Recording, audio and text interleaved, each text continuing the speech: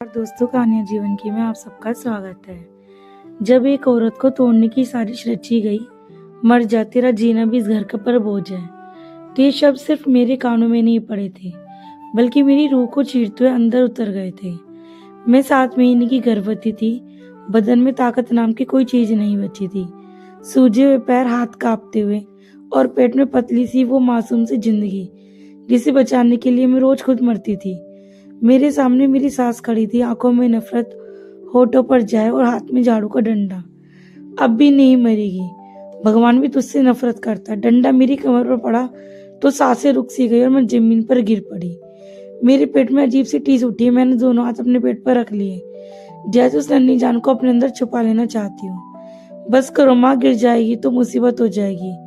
ये आवाज मेरी नंद की थी, लेकिन उसमें डर नहीं बल्कि झुंझलाहट थी, जैसे कोई कीमती सामान टूटने वाला हो। मर जाए तो अच्छा है, मेरी जिठानी डंडी ठंडी आवाज में कहा। वैसे भी इसके जीती जी चैन कहाँ है। मैंने आंखें बंद कर ली। दिल ही दिल में बस एक ही आवाज निकली, हे भगवान, अगर तू है तो अब कुछ कर। तभी दरवाजे की घंटी बजी। मेरा नाम आन्या है। मैं एक छोटे से कस्बे की लड़की थी। पिता नहीं थे। माँ ने सिलाई करके मुझे पढ़ाया। मैं पढ़ाई में तेज थी और सपने देखने की हिम्मत रखती थी। शहर की यूनिवर्सिटी में दाखिला मेरा तो लगा जैसे जिंदगी ने पहली बार मुझे गले लगाया हो। वह मेरी मुलाकात आरव से हुई। आरव भीड़ में अलग दिखने वाला लड़का था। न दिखावा न शोर, बस आंखों में सुकून और बातों में ईमानदारी। हमारी दोस्ती धीरे धीरे मोहब्बत बन गई, लेकिन मुझे पता था कि उसका परिवार अमीर था, रुतबे वाला, और मैं एक साधारण लड़की। जब आरव ने शादी की बात की तो मैंने मना कर दिया, लेकिन उसने हार नहीं मानी। उसके घर वालों ने उससे पहले विरोध किया, फिर मान गए। शर्त सिर्फ एक थी, शादी के बाद लड़की हमारे घर की होगी, मायके से कोई रिश्ता नहीं। मैंने हामी भर दी। मुझे क्या पता था कि जिस घर में बहू बनकर जा रही हूँ वह मेरी कब्र खोदी जा रही है। शादी के कुछ महीने ठीक रहे। आरव मेरे ढाल था। उसके सामने कोई कुछ नहीं कहता था, लेकिन जैसे ही गर्भवती हुई सब बदल गया। अभी हमेशा यही पड़ी रही, काम कौन करेगा। हमने कोई नौकरानी पैदा करने के लिए बेटे की शादी नहीं कराई थी। आरव चुप नहीं रहता था। वो लड़ता था मेरे लिए, मेरे बच्चे के लिए। शायद ये उसकी सबसे बड़ी गलती थी। वो दिन भी आज मेरी रगों में जहर की तरह दौड़ता था। आरव को बाहर जाना पड़ा एक जरूरी मीटिंग के लिए। मैं रोई, गिड़गिड़ाई, मत जाओ, दिल घबरा रहा है। उसने मेरा माथा चूमा और कहा, कुछ नहीं होगा अन्या, मैं लौट आऊंगा। वो लौटकर कभी नहीं आया। विमान हादसा हुआ, कोई नहीं बचा। मेरी दुनिया वहीं खत्म हो गई। आरव की चिता की आग ठंडी भी नहीं हुई थी कि मुझे दोषी ठहरा दिया गया। मनूस पुनौतीस ने हमारे बेटे को खा लिया। मेरे लिए रोने वाला कोई नहीं था। मेरे घर में पल रही जिंदगी मेरी वजह बन गई जिंदा रहने की। आरव के जाने के बाद घर में मेरा दर्जा गिर गया। नौकर हटा दिए और काम मुझसे करवाया जाने लगा। खाओ लेकिन जमीन पर, कुर्सी तेरे लिए नहीं। मेरी नंद हड्डियां मेरी थाली में फेंकती और हंसती। मेरी जेठानी पर चुपचाप देखती, लेकिन उसकी चुप्पी में कुछ अजीब सा, जैसे कोई हिसाब लगा रहा हो। और फिर मैंने नोटिस किया, मेरी दवाइयां बदली गई। मेरे खाने का स्वाद अलग, दूध में अजीब सी गंध। एक दिन मैंने देखा मेरी जेठानी देर रात तक फोन पर फुसफुसा रही थी। हाँ, डॉक्टर ने कहा ज्यादा तनाव, ज्यादा मेहनत, गर्भ अपने आप गिर जाएगा। मेरे पैर तले जमीन खिसक गई। ये सिर्फ नफरत नहीं थी, ये साजिश थी, मेरे बच्चे को खत्म करने की साजिश। मैं दीवार के सहारे बैठ गई और पेट पर हाथ रखकर बस इतना कहा, डरो मत माँ, मैं जिंदा है। डरो मत माँ, जिंदा है अभी। उस रात मैंने फैसला किया कि मैं अब सिर्फ सहन नहीं करूंगी। अब मैं चुप नहीं रहूंगी। मेरे पास ताकत नहीं थी, लेकिन सस्ता और सच देर से सही रास्ता खुद बना लेता है। जब खामोशी ने हिसाब लेना शुरू किया, उस रात के बाद मैं बदली नहीं थी, बल्कि जाग गई थी। अब हर ताना मुझे चुपता नहीं था, बल्कि सच की तरह साफ सुनाई देता था। हर झूठ मुझे डराता नहीं था, बल्कि मजबूत करता था। मैं जान चुकी थी अगर मेरे बच्चे के लिए नहीं, कब्र बन सकता है।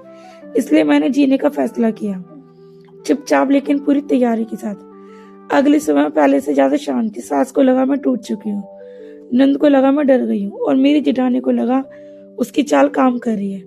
वह मुस्कुराई और मेरे लिए दूध लेकर आई। मैंने दूध लिया, लेकिन पिया नहीं। जैसे ही वह कमरे से निकली, मैंने दूध को सिंक में बहा दिया और उसी दिन डॉक्टर के पास जाने का बहाना बनाया। मैं सीधे सरकारी अस्पताल पहुंची। वहां एक महिला डॉक्टर थी। मैंने कांपते वार्ड में सब बताया, दूध, दवाइयाँ, काम का दवा, मारपीट। उन्होंने मेरा ब्लड टेस्ट करवाया। रिपोर्ट देखकर उनका चेहरा सख्त हो गया। उन्होंने कहा, तुम्हें जानबूझकर कमजोर किया जा रहा है। दवाइयों में गर्भ गिराने वाला तत्व है। ये सुनते मेरे हाथ कांपने लगे, लेकिन आंखों में आंसू नहीं आए। अब रोने का वक्त खत्म हो चुका था।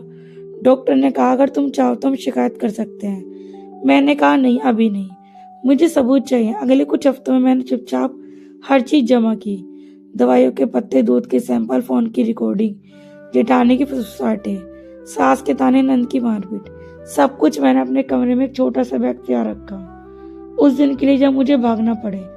फिर एक रात वही हो जिसकी मुझे उम्मीद थी। जेठानी मुझे छत पर साफ करने भेजा। 7 महीने का पेट और फिसलन। मैंने फेंका, उसने धक्का दिया, मैं गिर गई। तेज दर्द उठा, खून, शोर मच गया। सास चिल्लाई नाटक मत कर। नंद बोली मर जाए तो अच्छा है। लेकिन इस बार मैं बेहोश नहीं हुई। मैंने चीख कर कहा एम्बुलेंस बुलाओ। पड़ोसी इकट्ठा हुए, किसी ने पुलिस को फोन कर दिया। अस्पताल में डॉक्टरों ने बच्चों को बचा लिया। मेरी हालत नाजुक थी लेकिन होश में थी। वही मैंने पुलिस को सबूत दिए। मेरे ससुर अब जब पहुंचे तो पहली बार उन्होंने मेरी आंखों में देखा। उन्हें अब सब समझ आ गया। उन्होंने पहली बार अपनी पत्नी और बहू के खिलाफ आवाज उठाई। केस दर्ज हुआ। मीडिया है, वही घर जिसकी 4 दीवारी में मेरा दम घुटता था अब कैमरों में गिर रहा था। जेठानी गिरफ्तारी, नंद पर मारपीट का केस, साजिश की साजिश भी सामने आई। समाज जिसे मनुष्य कह रहा था, वह औरत अब सच का चेहरा बन गई थी। कुछ महीने बाद मैंने एक स्वस्थ बेटे को जन्म दिया। मैंने उसका नाम रखा आर्य, अपने पिता की तरह शांत और मजबूत। मैं उस घर में वापस नहीं गई। मेरे ससुर ने मुझे अलग कर घर दिलवाया, माफी मांगी, लेकिन कुछ जख्म माफी से नहीं भरते। आज मैं काम करती हूँ, अपने बच्चे के लिए जीती हूँ। और जब लोग पूछते हैं कि इतना सब सहकर भी टूटी नहीं हूँ, तो मैं मुस्कुरा कर कहती क्योंकि माँ थी, और माँ अगर ठान ले तो भगवान भी साथ देता है। दोस्तों, अगर ये कहानी आपके दिल को छू गई हो, अगर किसी भी एक पल में आपकी आंखें नम हुई हो, तो इस वीडियो को लाइक जरूर करें। इससे उन लोगों तक शेयर जरूर करें जो आज भी खामोशी से जुल्म सह रहे हैं। आपके एक शेयर से किसी माँ को हिम्मत मिल सकती है, किसी बेटे को आवाज मिल सकती है, और किसी बेगुनाह की जान बच सकती है। ऐसी सच्ची और जोड़ देने वाली कहानियों के लिए हमारे चैनल को अभी सब्सक्राइब करें और कमेंट में लिखें न्याय। और याद रखिए, जब औरत जाग जाती है तो कोई साजिश उसे तोड़ नहीं सकती। और दोस्तों, ये कहानी आपको अच्छी लगी हो तो प्लीज इस वीडियो को लाइक और शेयर जरूर करें और हाइप भी करें। राधे राधे दोस्तों।